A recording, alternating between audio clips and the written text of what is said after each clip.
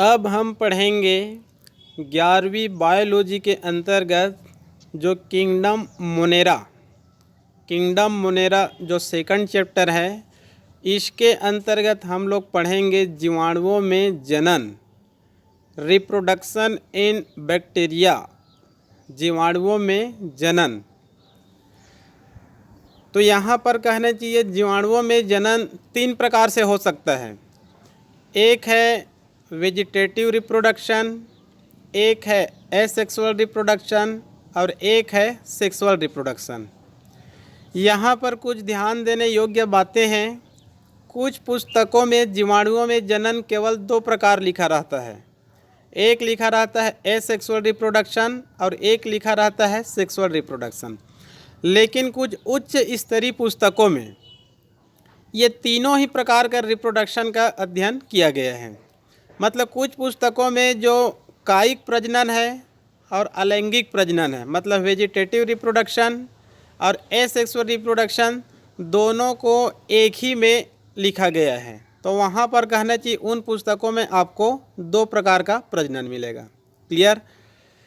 प्रजनन मतलब रिप्रोडक्शन, जनन या कहना चाहिए रिप्रोडक्शन का शाब्दिक अर्थ ये होता है, 12वीं वालों को विशेष रूप से तो समझ में आ गया है क्योंकि अधिकांश 12वीं का चैप्टर खत्म हो गया है।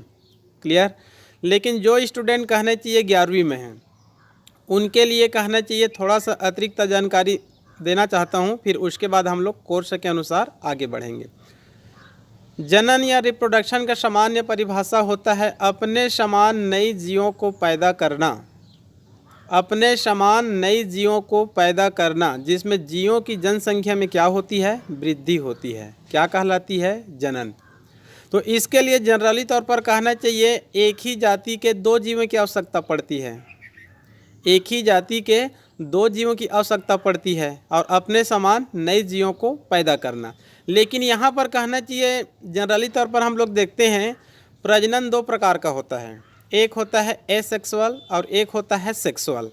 ठीक है, ये जो कायिक जनन है जीवाणुओं में मिलेगा और विशेष रूप से कहना चाहिए पौधों में मिलेगा। इसका ज़्यादा कहना चाहिए उल्लेख जंतुओं में नहीं होता है। तो एसेक्सुअल और सेक्सुअल रिप्रोडक्शन से लगभग कहना चाहिए सभी जानते हैं, सेक्सुअल रिप्रोडक्शन वह रिप्रोडक्शन होता है जिसमें एक ही जाति के 2 जीवों की आवश्यकता होती है। सेक्सुअल रिप्रोडक्शन में एक ही जाति के 2 जीवों की आवश्यकता पड़ती है। 2 जीव मतलब उसमें से एक मेल और एक फीमेल। जैसे कि मानव कहना चाहिए होमोसेपियंस एक जाति है, तो एक ही जाति के 2 जीव जिसमें एक नर रहेंगे और एक क्या रहेंगे? मादा रहेंगे। ठीक है, अब कोई भी कहना चाहिए सेक्सुअल रिप्रोडक्शन का परिभाषा पढ़ेंगे तो यही मिलेगा, एक ही जाति के 2 जीव जिसमें एक मेल और एक फीमेल, दोनों के बीच में कहना चाहिए पहले मैथुन की क्रिया होती है और मैथुन की क्रिया के बाद जो नर का कहना चाहिए जो गेमेट होता है, नर का जो गेमेट होता है, शुक्राणु होता है, फीमेल के शरीर के अंदर जाती है और फीमेल के शरीर के अंदर में कहना चाहिए अंडाणु होती है, ओहम होती है। वह शुक्राणु कहना चाहिए उस अंडाणु को क्या करती है? फर्टिलाइजेशन का कार्य करती है और उसके बाद कहना चाहिए फर्टिलाइजेशन के बाद डिप्लॉयड जाइगोट का निर्माण होगा और ये जाइगोट आगे चलकर विभिन्न क्रियाओं के माध्यम से भ्रूण बनते हुए लास्ट में कहना चाहिए चाइल्ड बनते हैं। तो सेक्सुअल रिप्रोडक्शन के अंत में जब चाइल्ड की उत्पत्ति होती है तो वह चाइल्ड कहना चाहिए अपने माता पिता के समान तो होते हैं लेकिन 100% समान नहीं होते हैं। थोड़ी बहुत इसमें क्या पाई जाती है?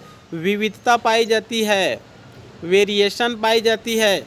इसी वेरिएशन के कारण, इसी विविधता के कारण सेक्सुअल रिप्रोडक्शन के अंत में उत्पन्न जीवों में क्या होती है? विकास होता है, क्योंकि उस जीव में माता पिता दोनों के कहना चाहिए गुणसूत्र जीन डीएनए पहुंचते हैं।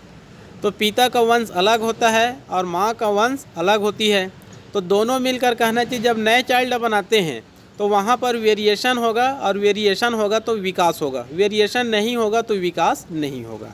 ये सेक्सुअल रिप्रोडक्शन है। एसेक्सुअल रिप्रोडक्शन में 2 जीवों की आवश्यकता नहीं पड़ती है, केवल एक जीव की आवश्यकता पड़ती है, केवल एक जीव की। और इसमें कहना चाहिए रिप्रोडक्टिव ऑर्गन भी भाग नहीं लेते हैं। इसमें नर युग्मक मादा युग्मक नहीं बनते हैं, इसमें फर्टिलाइजेशन की क्रिया नहीं होती है और इसमें वेरिएशन भी नहीं होगा, तो इसमें विकास होने की संभावना भी क्या होती है, कम होती है। इसी कारण एसेक्सुअल रिप्रोडक्शन के बाद में उत्पन्न हुए जीव, इनमें विकास नहीं होता है और ये अपने माता पिता के समान लगभग 100% समान होते हैं। तो एक प्रकार से ये क्या होते हैं, क्लोन होते हैं, रेमेट होते हैं। क्लियर। जैसे एसेक्सुअल रिप्रोडक्शन का कुछ प्रकार बता रहा हूँ मैं। जैसे हाइड्रा तो हम लोग सभी देखे हैं। हाइड्रा में कहना चाहिए रिप्रोडक्शन के एक प्रकार होता है बर्डिंग। एक हाइड्रा है, एक ही जीव है, उसमें छोटा सा कहना चाहिए बर्ड बनेगा, कलिका बनेगा। वह बर्ड धीरे धीरे क्या होती जाती है, बढ़ती जाती है और मातृ हाइड्रा से क्या हो जाती है, अलग हो जाती है और नए हाइड्रा बना लेती है। तो यहाँ पर 2 हाइड्रा की आवश्यकता नहीं पड़ा। इसी प्रकार से केचुआ देखे होंगे, हाइड्रा देखे होंगे, कुछ कृमि देखे होंगे। यदि उसको हम लोग 2 भाग या फिर 3 भागों में कहना चाहिए काट देते हैं या फिर विभाजित कर देते हैं, ठीक है। हाइड्रा लेते हैं या केचुआ लेते हैं, 2 भागों में विभाजित कर लेते हैं, काट देते हैं, तो वो कहना चाहिए वहाँ पर 2 जीव बन जाते हैं। ये भी कहना चाहिए एसेक्सुअल रिप्रोडक्शन है। अमीबा तो हम लोग कहना चाहिए पढ़े ही हैं। अमीबा कहना चाहिए फिजन द्वारा होता है, विभाजन द्वारा होता है। एक अमीबा 2 अमीबा में विभाजित हो जाते हैं, बाइनरी फिजन। मल्टीपल फिजन मतलब कई अमीबा में विभाजित हो जाते हैं। एक अमीबा है, 2 अमीबा में विभाजित हो गए धीरे से, तो बाइनरी फिजन, तो 2 अमीबा बन गए। मल्टीपल फिजन जैसे युगलिना वगैरह है, एक युगलिना कहना चाहिए 3 भागों में विभाजित हो जाती है, ठीक है, तो मल्टीपल फिजन हो गया। तो ये सब कहना चाहिए एसेक्सुअल रिप्रोडक्शन होते हैं, जिनमें 2 जीवों की आवश्यकता नहीं पड़ती है। तो यहाँ पर देखेंगे जीवाणुओं में जनन, तो यहाँ पर 3 प्रकार की होती है उच्च स्तरीय पुस्तकों के अनुसार, और छोटे पुस्तकों में कहना चाहिए जो सामान्य पुस्तक होते हैं उसमें एसेक्सुअल और कायिक दोनों को एक साथ लिखे रहते हैं। तो कायिक प्रजनन में भी कहना चाहिए 2 जीव की आवश्यकता नहीं पड़ती है, इसमें केवल 1 जीव की आवश्यकता पड़ती है और इसमें रिप्रोडक्टिव ऑर्गन भाग नहीं लेते हैं। इनमें कहना चाहिए उनका जो सोमेटिक पार्ट होते हैं, दैहिक भाग होते हैं, शरीर का अन्य भाग होते हैं, वहीं से कहना चाहिए जनन होते हैं। क्लियर। तो पहला है जैसे कि मुकुलन द्वारा, इंग्लिश में कहते हैं बर्डिंग। जैसे एक जीवाणु पाया जाएगा जिस प्रकार से हाइड्रा में होता है, एक छोटा सा बर्ड बनेगा, एक छोटा सा कलिका बनेगा। वह बर्ड या कलिका धीरे धीरे क्या होती जाती है, बढ़ती जाती है और मातृ जीव से क्या हो जाती है, अलग हो जाती है और एक जीवाणु से 2 जीवाणु बन जाएंगे। बाइनरी फिजन जैसे कि अमीबा में होता है। अमीबा एक छोटा सा कहना चाहिए कोशिका है, माइक्रोस्कोपिक, खुली आंखों से नहीं दिख सकता, और अमीबा कहना चाहिए एक कोशिकी होता है। अमीबा क्या होता है, एक कोशिकी होता है, केवल एक कोशिका से मिलकर बना होता है। क्योंकि जो बैक्टीरिया सेल होता है, मतलब किंगडम मोनेरा और किंगडम प्रोटिस्टा, दोनों एक कोशिकी होती है। तो एक कोशिका रहेगा, ये आकार में कुछ बड़ी होती है, फूड मटेरियल को ग्रहण करती है और इनके बीच के भागों में एक छोटा सा संकीर्णन उत्पन्न होगा, एक छोटा सा खांच उत्पन्न होगा। वह खांच, वह संकीर्णन, वह कॉन्स्ट्रिक्शन धीरे धीरे क्या होती जाती है, बढ़ती जाती है, बढ़ती जाती है, बढ़ती जाती है और अंत में एक कोशिका को, चाहे वह अमीबा हो चाहे जीवाणु हो, उसको 2 भागों में क्या कर देती है, विभक्त कर देती है। और एक जीवाणु से कितने बन जाएंगे, 2 बन जाएंगे। क्लियर। ये बाइनरी फिजन कहना चाहिए जीवाणुओं में सबसे अधिक प्रचलित विधि है। मतलब जीवाणुओं में अधिकांश कहना चाहिए जनन किसके माध्यम से होते हैं, बाइनरी फिजन के माध्यम से होते हैं। क्लियर। एसेक्सुअल रिप्रोडक्शन एंडोस्पोर द्वारा, जैसे कि क्लोस्ट्रीडियम, क्लोस्ट्रीडियम एक बैक्टीरिया का नाम है, इसमें एंडोस्पोर द्वारा एसेक्सुअल रिप्रोडक्शन होता है। तथा बेसिलस जेनरा के सभी स्पीसीज में होता है। मतलब asexual reproduction Clostridium tetani, tetanus रोग उत्पन्न करने वाला बैक्टीरिया है। और जो बेसिलस, जो छड़ाकार कहना चाहिए बैक्टीरिया होते हैं, इसके अधिकांश कहना चाहिए जो जीनस होते हैं, जेनरा होते हैं, उनके स्पीसीज़ में एसेक्सुअल रिप्रोडक्शन होते हैं। एंडोस्पोर मतलब होता है, स्पोर मतलब बीजाणु, स्पोर मतलब बीजाणु, मतलब ये जो जीवाणु होती है प्रतिकूल अवस्था में, प्रतिकूल अवस्था में, अनुकूल नहीं, प्रतिकूल अवस्था में कहना चाहिए एक स्पोर में चेंजेज हो जाती है, ठीक है, और एक गोलाकार रचना के रूप में पाई जाती है। जब अनुकूल परिस्थिति आती है तब इनके चारों तरफ कहना चाहिए जो लेयर होती है वो फट जाती है और कहना चाहिए ये जीवाणु पुनः क्या हो जाते हैं, अनुकूल परिस्थिति आने पर जीवित हो जाते हैं और प्रतिकूल अवस्था में ये एंडोस्पोर के रूप में पाए जाते हैं। क्लियर। आगे है लैंगिक प्रजनन। लैंगिक प्रजनन को यहाँ पर एक दूसरा शब्द भी दिया गया है, जेनेटिक रिकम्बिनेशन, आनुवांशिक पुनर्संयोजन। पहले के वैज्ञानिक ये मानते थे कि जीवाणु में लैंगिक प्रजनन नहीं होता है। पहले के वैज्ञानिक ये मानते थे कि जीवाणु में सेक्सुअल रिप्रोडक्शन नहीं होता है, लेकिन बाद के वैज्ञानिकों ने कुछ रिसर्च किए और बाद में कहना चाहिए लेडरबर्ग और टैटम नामक साइंटिस्ट ने इसको प्रमाणित किया कि जीवाणुओं में क्या होता है, लैंगिक प्रजनन होता है। क्लियर। और इन्होंने बताया कि जीवाणुओं में लैंगिक प्रजनन 3 प्रकार से हो सकता है। कितने प्रकार से हो सकता है? 3 प्रकार से हो सकता है। इंग्लिश शब्दों को याद रख लेंगे, transformation, transduction, conjugation.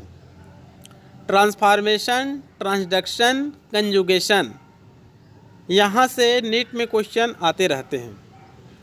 Transformation, transduction, conjugation, इनका विस्तृत अध्ययन करना है तो बायोलॉजी के जेनेटिक्स के अंतर्गत एक छोटा सा टॉपिक है जीन एक्सप्रेशन, जीन की अभिव्यक्ति। मतलब जीन का एक पीढ़ी से दूसरे पीढ़ी में जाना, दूसरे पीढ़ी में तीसरे पीढ़ी में जाना, मतलब अगली पीढ़ी में जाना और अपने गुणों को प्रकट करना। जीन का अगली पीढ़ी में जाना और अगली पीढ़ी में जाकर अपनी गुणों को प्रकट करना क्या कहलाती है? जीन एक्सप्रेशन कहलाती है। तो वहीं पर इन तीनों का उल्लेख है, ट्रांसफॉर्मेशन, ट्रांसडक्शन, कंजुगेशन। क्लियर। तो यहाँ पर हम लोग इसको शॉर्टकट अध्ययन करते हैं, ट्रांसफॉर्मेशन, ट्रांसडक्शन, कंजुगेशन। ये जो ट्रांसफॉर्मेशन है और ये ट्रांसडक्शन है, इसको आप लोग 12वीं बायो के कहना चाहिए जो सेकंड यूनिट है, जो जेनेटिक्स का चैप्टर है, वहाँ पर आपको और विशेष रूप से मिलेगा। ग्रिफिथ का प्रयोग है चूहे और कहना चाहिए डिप्लोकोकस निमोनी का, वहाँ पर आपको ट्रांसफॉर्मेशन का चित्र सहित मिलेगा। और जो ट्रांसडक्शन है, हर्से एवं चेज नामक जो साइंटिस्ट है, उन्होंने ट्रांसडक्शन के माध्यम से बैक्टीरियोफेज एक वायरस है इनका लिया था और ई कोलाई नामक बैक्टीरिया को लिए थे। और ट्रांसडक्शन के माध्यम से कहना चाहिए 1951 के आसपास हर्से एवं चेज नामक साइंटिस्ट ने डीएनए एक आनुवांशिक पदार्थ है, इसको कहना चाहिए प्रमाणित किए थे।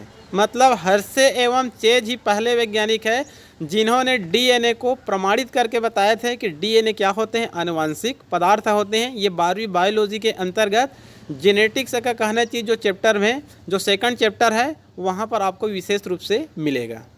ठीक है जी। जो कहना चाहिए molecular basis of inheritance, molecular basis of inheritance, वंशगतिकी का जो आणविक आधार है, वहाँ पर ये विशेष रूप से मिलेगा। क्लियर। तो यहाँ पर देखते हैं ट्रांसफॉर्मेशन, ट्रांसडक्शन और कंजुगेशन। ट्रांसफॉर्मेशन का खोज कहना चाहिए ग्रिफिथ नामक साइंटिस्ट ने 1928 में किए थे। ट्रांसफॉर्मेशन की खोज, रूपांतरण की खोज ग्रिफिथ नामक साइंटिस्ट ने 1928 में किए थे और इनके सहयोगी वैज्ञानिक है अवेरी, मैक्लॉयड और मैककार्टी।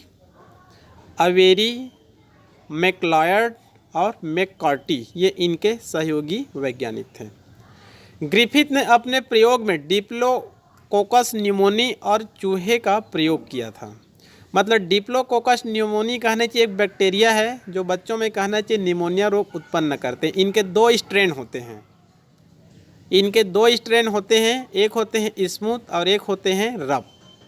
डिप्लोकोकस न्यूमोनी इसके 2 स्ट्रेन हैं, एक स्मूथ और एक होते हैं रफ। उसमें कहना चाहिए एक जो स्ट्रेन होते हैं रोग उत्पन्न करते हैं और एक स्ट्रेन होते हैं रोग उत्पन्न नहीं करते हैं। जो रोग उत्पन्न करने वाले जो स्ट्रेन होते हैं, चूहे के शरीर में इंजेक्ट किया जाता है तब चूहे की क्या हो जाती है, मृत्यु हो जाती है। और जो कहना चाहिए एक स्ट्रेन होते हैं जो रोग उत्पन्न नहीं करते हैं, जब उनको चूहे के शरीर में प्रविष्ट करते हैं तो चूहे की मृत्यु नहीं होते हैं। लेकिन जब दोनों स्ट्रेन को प्रयुक्त करते हैं, ठीक है, जब दोनों को स्ट्रेन को प्रयुक्त करते हैं तो पहले कहना चाहिए हम लोग, जैसे कि एक स्ट्रेन को कहना चाहिए जो रोग उत्पन्न करते हैं उसको गर्म कर देते हैं, ठीक है, और गर्म करने के बाद जब प्रविष्ट कराते हैं तब चूहे की मृत्यु नहीं होती है। लेकिन जो रोग उत्पन्न नहीं करते हैं, यदि उनके बाद जस्ट उसको हम लोग कहना चाहिए इंजेक्ट करते हैं, तो पहले वाले क्या हो जाती है, सक्रिय हो जाती है और चूहे की क्या हो जाती है, मृत्यु हो जाती है। तो इस प्रकार से कहना चाहिए ट्रांसफॉर्मेशन का कहना चाहिए एक प्रयोग है डिप्लोकोकस न्यूमोनी और चूहे पर एक प्रयोग किया गया है। क्लियर। इसको आप लोग कहना चाहिए 12वीं बायोलॉजी में जो मोलिकुलर बेसिस ऑफ इनहेरिटेंस है वहाँ पर आप लोग इसका विस्तृत अध्ययन कर लेंगे। सेकंड है ट्रांसडक्शन।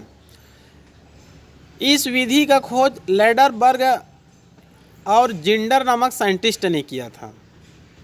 ठीक है, इन दोनों वैज्ञानिकों का नाम को भी आप लोग याद रख लेंगे। ये दोनों कहना चाहिए जेनेटिक्स के साइंटिस्ट हैं। इन्होंने कहना चाहिए ट्रांसडक्शन के समय बैक्टीरियोफेज का प्रयोग किया था।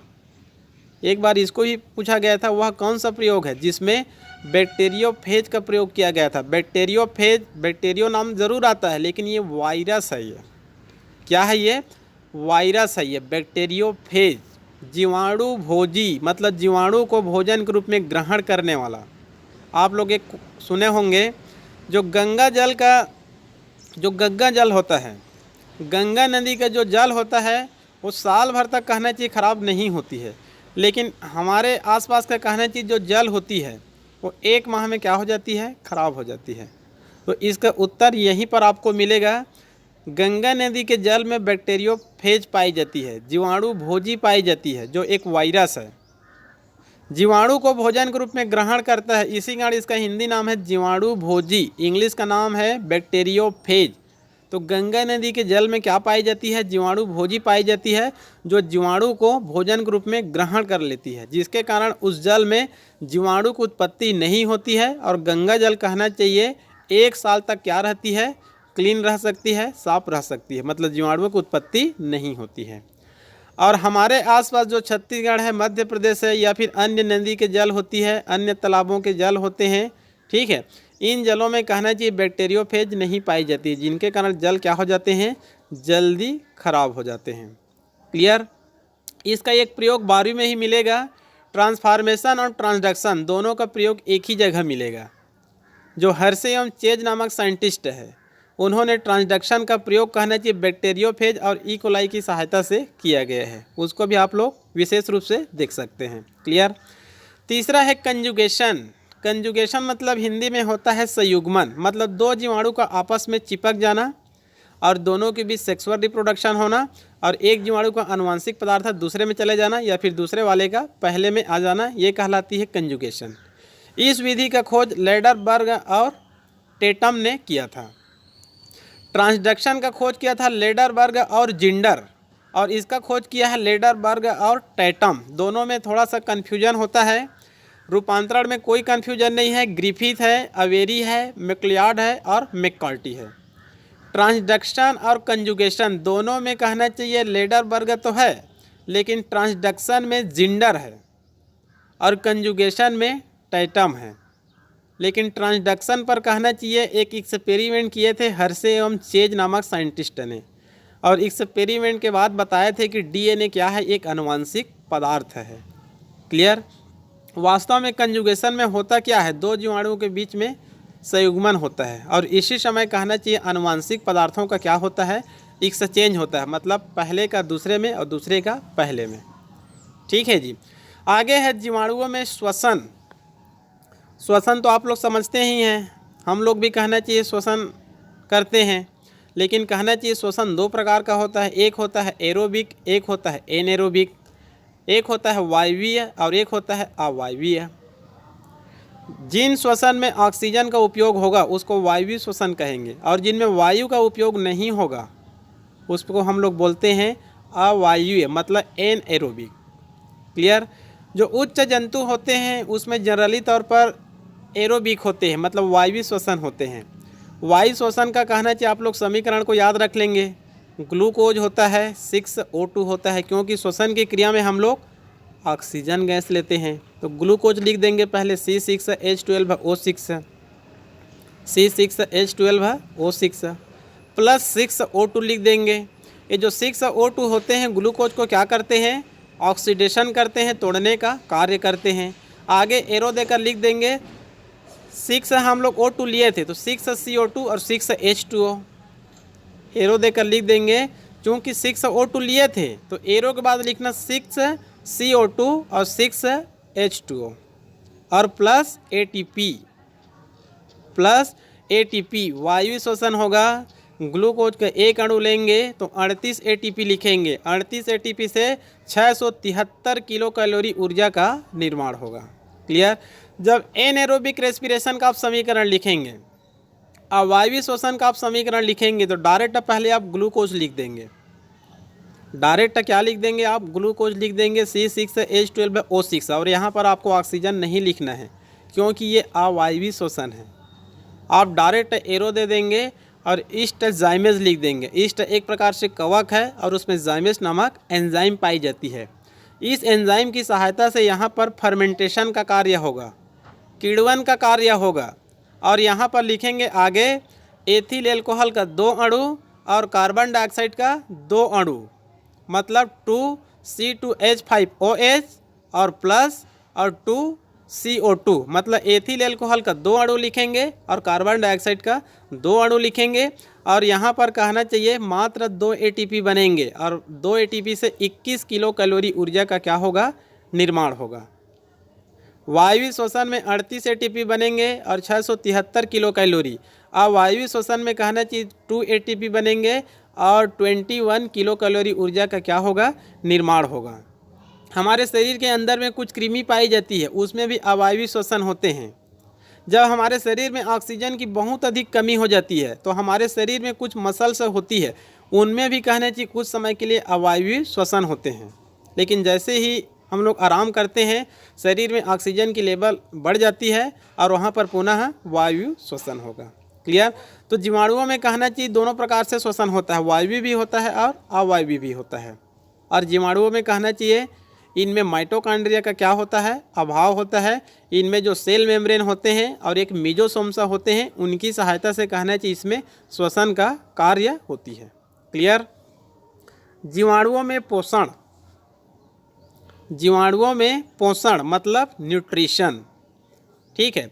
न्यूट्रिशन जनरली तौर पर 2 प्रकार का होता है, एक होता है ऑटोट्रॉफ और एक होता है हेट्रोट्रॉफ। जैसे कि पौधे अपना भोजन का निर्माण क्या करते हैं? स्वयं करते हैं, तब उसको बोलते हैं हम लोग स्वयं पोषी। एनिमल अपना भोजन का निर्माण स्वयं नहीं कर पाते हैं, तब उसको बोलते हैं हम लोग हेट्रोट्रॉफ, विषम पोषी। तो जीवाणु कहना चाहिए ऑटोट्रॉफ्स भी होते हैं, हेट्रोट्रॉफ्स भी होते हैं, मतलब दोनों होते हैं। तो पहले देखते हैं जीवाणुओं में पोषण के अंतर्गत ऑटोट्रॉफ्स मतलब स्वयं पोषी। पौधे स्वयं पोषी होते हैं, ये तो सबको पता है, क्योंकि जो पौधे होते हैं उनके कहना चाहिए पत्तियों में क्लोरोफिल पाई जाती है। क्लोरोफिल की सहायता से फोटोसिंथेसिस का कार्य करती है, प्रकाश संश्लेषण का कार्य करती है और अपना भोजन का निर्माण स्वयं करती है। लेकिन जो एनिमल होते हैं, जो हम लोग होते हैं, हमारे शरीर में क्लोरोफिल नहीं पाई जाती है और हम लोग कहना चाहिए सनलाइट से फोटोसिंथेसिस का कार्य नहीं कर सकते हैं। अतः हम लोग क्या होते हैं? हेट्रोट्रॉफ्स होते हैं। तो जीवाणु दोनों प्रकार से हो सकते हैं। पहला है स्वपोषी जीवाणु, ऑटोट्रॉफ्स बैक्टीरिया। तो ये ऑटोट्रॉफ्स तो होते हैं, मतलब अपना भोजन का निर्माण स्वयं तो कर सकते हैं, लेकिन ऑटोट्रॉफ्स बैक्टीरिया 2 प्रकार के होते हैं।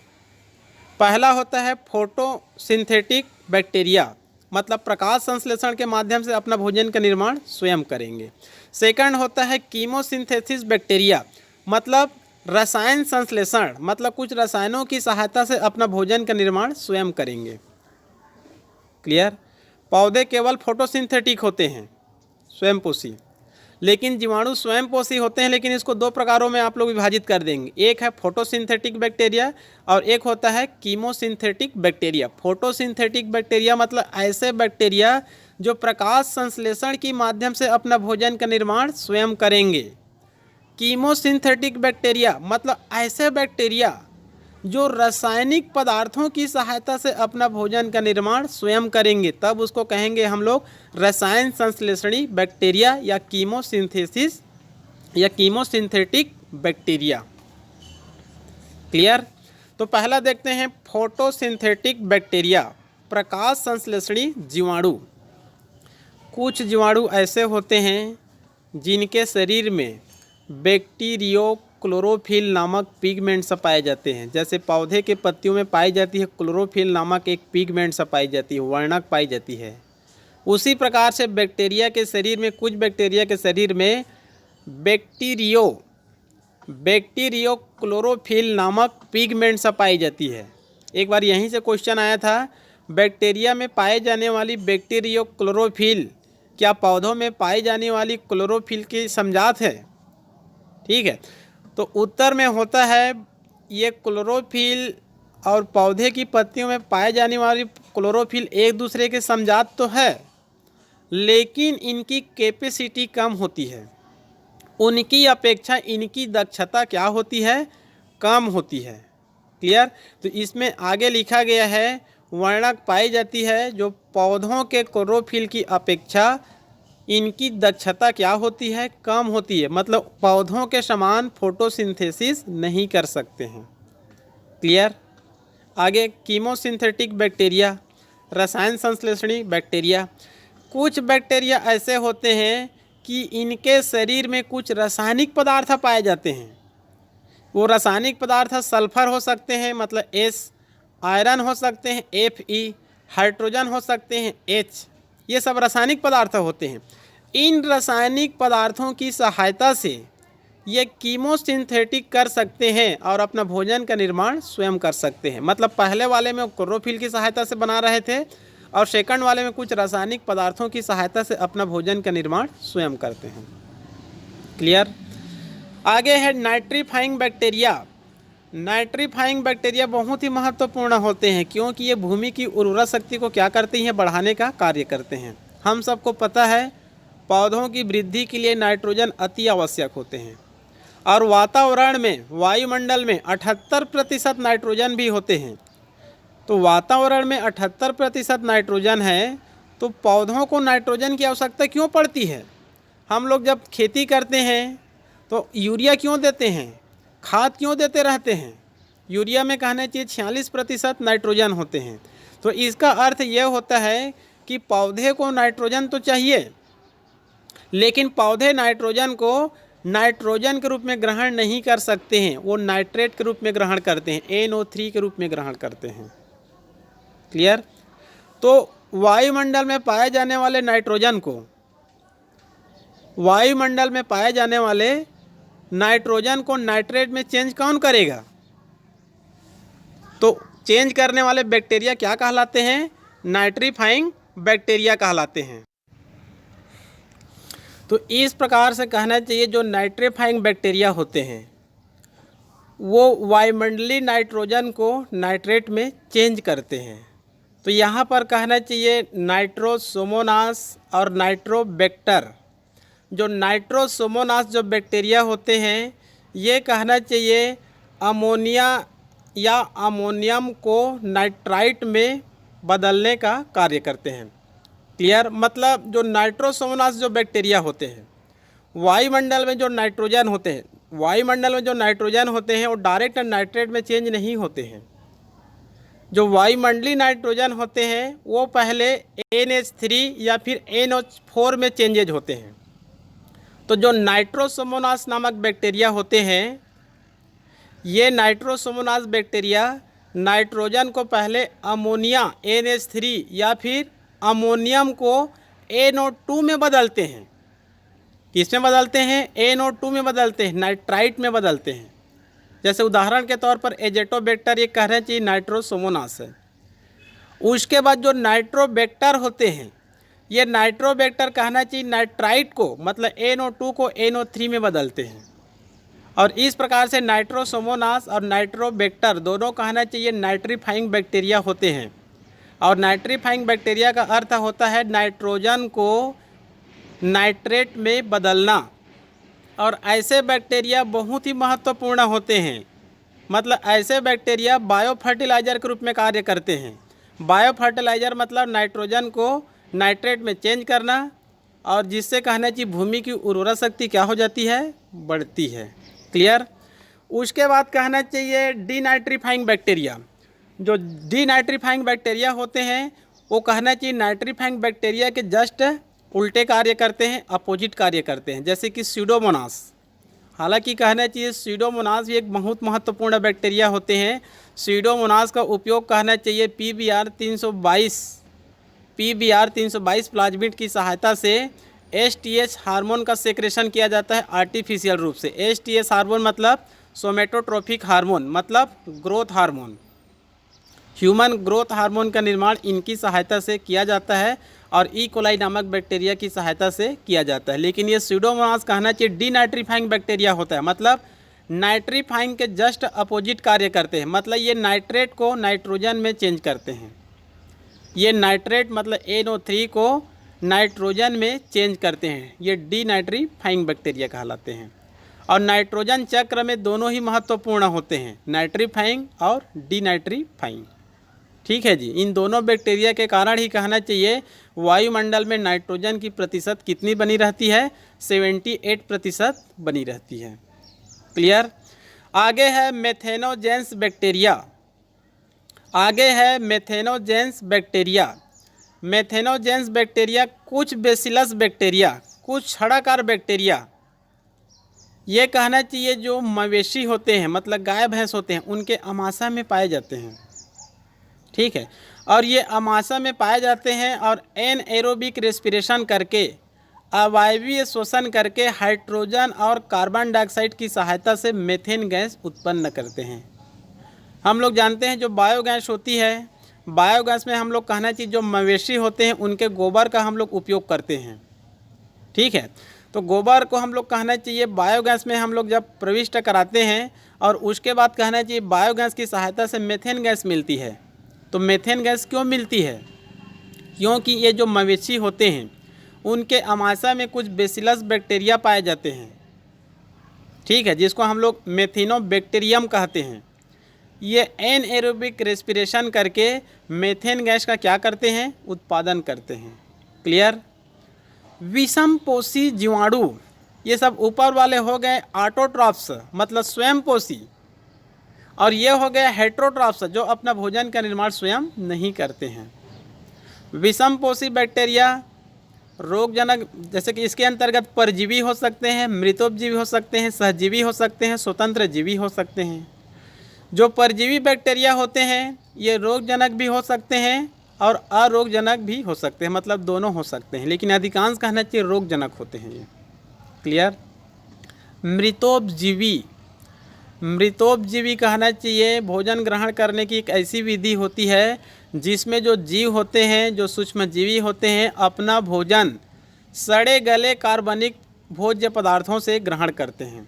जैसे कि अधिकांश जो सीवेज होते हैं शहरों में, ठीक है, जो वाहित मल होते हैं या वाहित जल होते हैं, जो शहरों में गंदे जल होते हैं, उनमें कहना चाहिए विभिन्न प्रकार के सूक्ष्मजीवी पाए जाते हैं। ये सूक्ष्मजीवी अपना भोज्य पदार्थों का निर्माण उसमें पाए जाने वाले सड़े गले कार्बनिक भोज्य पदार्थों से बनाते हैं। तो भोजन ग्रहण करने की ऐसे विधि को क्या कहा जाता है, मृतोपजीवी मतलब सेप्रोफाइटिक। उदाहरण के तौर पर स्यूडोमोनास। क्लियर। आगे है सिम्बायोसिस बैक्टीरिया, सहजीवी जीवाणु। सहजीवी जीवाणु मतलब होता है, मान लो कुछ जीवाणु होते हैं किसी दूसरे जीव के शरीर में पाए जाते हैं और दोनों को वहाँ पर प्रॉफिट होते हैं, दोनों को वहाँ पर लाभ होते हैं, तब इस क्रिया को कहा जाता है सिम्बायोसिस मतलब सहजीवी। तो यहाँ पर जीवाणु का 2-3 उदाहरण देखते हैं हम लोग। ठीक है, यहाँ से भी क्वेश्चन आते ही रहते हैं। पहला है राइजोबियम। राइजोबियम बैक्टीरिया आप लोग सभी जानते हैं, ये जो दाल देने वाले जो पौधे होते हैं उनके रूट में रूट नोड्यूल्स के रूप में पाए जाते हैं। मतलब जो दाल देने वाले पौधे होते हैं, चाहे अरहर हो, चाहे उड़द हो, चाहे मूंग हो, इनके जड़ में एक गांठ पाई जाती है। उसको हिंदी में बोलते हैं हम लोग मूल ग्रंथिकाएँ और इंग्लिश में कहते हैं रूट नोड्यूल्स। ठीक है, इस रूट नोड्यूल्स में वास्तव में राइजोबियम नामक बैक्टीरिया पाए जाते हैं। ये राइजोबियम नामक बैक्टीरिया यहाँ पर क्या कार्य करते हैं, नाइट्रोजन फिक्सेशन का कार्य करते हैं, मतलब नाइट्रोजन को नाइट्रेट में चेंज करते हैं। इसी कारण जो दाल देने वाले पौधे होते हैं ये भूमि की उर्वरा शक्ति को क्या करते हैं, बढ़ाते हैं। इसी कारण कहना चाहिए जो कृषि वैज्ञानिक होते हैं वो कहते हैं आपको फसल लेना है तो क्रॉप रोटेशन में लेना है, फसल चक्र को अपनाना पड़ेगा। फसल चक्र का मतलब होता है एक बार आप दाल देने वाले पौधे लेंगे और एक बार अदाल देने वाले, मतलब दलहनी फसल और अदलहनी फसल। जो धान होते हैं, गेहूं होते हैं, मक्का, ज्वार, बाजरा, ये सब अदलहनी होते हैं। तो एक बार दलहनी फसल लिया जाए और एक बार अदलहनी, जिससे भूमि की उर्वरा शक्ति क्या हो जाती है, बढ़ जाती है। क्लियर। सेकंड है एजोस्पाइरिलम, ये भी एक बैक्टीरिया का नाम है। इनका उल्लेख पुस्तकों में कम मिलता है। ये जो धान होती है, मक्का होती है, इनके जड़ों में एजोस्पाइरिलम नामक एक बैक्टीरिया पाई जाती है। किंतु ये कहना चाहिए लूज एसोसिएशन का प्रदर्शित करते हैं, मतलब सहजीवी जीवाणु जो राइजोबियम और दाल देने वाले पौधे के बीच में जितना कहना चाहिए एसोसिएशन होता है, उतना यहाँ पर सिम्बायोसिस नहीं होता है। वैज्ञानिकों द्वारा इस पर कहना चाहिए रिसर्च किया जा रहा है अभी। तीसरा है फंकिया जीवाणु। ये जो फंकिया जीवाणु होते हैं, साइकस नामक पौधे होते हैं, उनके जड़ में पाई जाती है। तो ये भी सिम्बायोसिस का एक उदाहरण है। क्लियर। साइकस कहना चाहिए एक प्रकार से जिम्नोस्पर्म पौधे होते हैं। ठीक है जी। पाइनस और साइकस दोनों जिम्नोस्पर्म प्लांट होते हैं। उनमें साइकस के जड़ में जो मध्य भाग होते हैं, कॉर्टेक्स भाग होते हैं, उसमें फंकिया नामक जीवाणु पाए जाते हैं। क्लियर। आगे है ई कोलाई और मानव का इंटेस्टाइन। हमारे जो कहना चाहिए जो छोटी आंत होती है, बड़ी आंत होती है, इंटेस्टाइन होती है, उसमें ई कोलाई नामक बैक्टीरिया हमारे आंत में ही पाई जाती है और ये भी एक प्रकार से सिम्बायोसिस के रूप में पाई जाती है। और यहाँ पर कहना चाहिए विटामिन के और विटामिन B12 को क्या करते हैं, ये मुक्त करते हैं। मतलब ई कोलाई हमारे शरीर के लिए हानिकारक नहीं होते हैं। क्लियर। आगे है सहजीवी बैक्टीरिया। आगे है स्वतंत्र जीवी, फ्री लिविंग। आगे है फ्री लिविंग मतलब स्वतंत्र जीवी बैक्टीरिया। इसका एक उदाहरण होता है एजेटोबैक्टर और एक और उदाहरण होता है, यहाँ पर नहीं लिखा गया है, पोलीमिक्सा। पोलीमिक्सा और एजेटोबैक्टर ये दोनों ऐसे बैक्टीरिया होते हैं जो फ्री लिविंग होते हैं। ठीक है। मतलब जनरली तौर पर ये भूमि में स्वतंत्र रूप से पाए जाते हैं, मतलब सहजीवी रूप में नहीं पाए जाते हैं। ये वायवीय होते हैं और अप्रकाश संश्लेषणी और नाइट्रोजन फिक्सेशन करने वाली जीवाणु होती है। क्लियर। आपके 12वीं का कहना चाहिए जो पुस्तक होता है वहाँ पर ये दोनों का उल्लेख रहता है। एक होता है सिम्बायोसिस और एक होता है नॉन सिम्बायोसिस। सिम्बायोसिस के अंतर्गत वहाँ पर 2-3 उदाहरण दिया रहता है। पहला दिया रहता है सिम्बायोसिस बैक्टीरिया को और दूसरा उदाहरण दिया रहता है एजोला एनाबिनी। एजोला एनाबिनी। तीसरा उदाहरण दिया रहता है माइकोराइजा कवक मूल और तीनों ही कहना चाहिए बायो फर्टिलाइजर के रूप में कार्य करते हैं। यहाँ पर माइकोराइजा और एजोला एनाबिनी का अध्ययन हम लोग इस कारण नहीं कर रहे हैं क्योंकि वो दोनों बैक्टीरिया नहीं हैं। यहाँ पर हम लोग पढ़ रहे थे हेट्रोट्रॉप्स ऑफ बैक्टीरिया। तो कुछ बैक्टीरिया परजीवी हो सकते हैं, कुछ बैक्टीरिया मृतोपजीवी हो सकते हैं जैसे स्यूडोमोनास, कुछ बैक्टीरिया सिम्बायोसिस, उदाहरण याद रख लेंगे राइजोबियम और दाल देने वाले पौधे। सेकंड याद रख लेंगे एजोस्पाइरिलम और धान और मक्का के जड़। तीसरे उदाहरण याद रख लेंगे फंकिया जीवाणु और साइकस के जड़। चौथे याद रख लेंगे ई कोलाई और ह्यूमन इंटेस्टाइन। और ये जो फ्री लिविंग होते हैं एजेटोबैक्टर जो कहना चाहिए भूमि में स्वतंत्र रूप से पाए जाते हैं, ये स्वतंत्र रूप से रह कर कहना चाहिए भूमि की उर्वरा शक्ति को क्या करती है, ये बढ़ाने का कार्य करती है। मतलब ये भी नाइट्रोजन फिक्सेशन करने वाली क्या होती है, बैक्टीरिया होती है। क्लियर। उसके बाद है आर्की बैक्टीरिया। आर्की बैक्टीरिया मतलब आद्य बैक्टीरिया मतलब पुरानी बैक्टीरिया। इनको प्राचीनतम लिविंग फॉसिल माना जाता है, जीवित जीवाश्म माना जाता है। जीवित जीवाश्म का अर्थ होता है कुछ जीव ऐसे होते हैं जो आज से लाखों करोड़ों साल पहले पाए जाते थे और आज तक उसका नाम मात्र का विकास नहीं हुआ है। तो ऐसे जीवों को क्या माना जाता है, लिविंग फॉसिल। जैसे कि हम लोग देखेंगे मानव तो बड़ी तेज़ी गति से कहना चाहिए विकास कर रहे हैं, अन्य जीव जंतु भी विकास कर रहे हैं, लेकिन प्रकृति में कुछ जीव ऐसे होते हैं, चाहे सूक्ष्म जीवी हो चाहे अन्य जीव हो। एनीलिडा, आर्थ्रोपोडा, मोलस्का में भी कुछ जीव मिलेंगे लिविंग फॉसिल के रूप में। मतलब ऐसे जीव जो आज से लाखों करोड़ साल पहले पाए जाते थे लेकिन आज तक वो उसी दशा में पाए जाते हैं, नाम मात्र का विकास नहीं हुआ। ऐसे जीव को माना जाता है लिविंग फॉसिल। उसमें एक उदाहरण है आर्कीबैक्टीरिया मेथेनोजेंस। क्लियर। आगे है halophiles bacteria.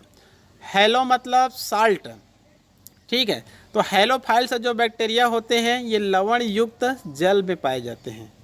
Thermo acidophils, thermo मतलब होता है गर्म, तो ये कहना चाहिए गर्म युक्त गंधक मतलब गर्म युक्त गंधक से युक्त झरनों में पाए जाते हैं, थर्मो एसिडोफिल्स। क्लियर। आगे हम लोग कल अध्ययन करेंगे एक्टिनोमाइसिटिस को और जीवाणुओं का महत्व और हानि, और माइकोप्लाज्मा और साइनोबैक्टीरिया और जीवाणु से होने वाले रोग का। ठीक है जी, जीवाणु से होने वाले विभिन्न प्रकार के रोग, साइनोबैक्टीरिया, माइकोप्लाज्मा और जीवाणुओं का आर्थिक महत्व और एक्टिनोमाइसिटिस, इसका अध्ययन हम लोग कल करेंगे। ठीक है, तो आज के लिए केवल इतना ही।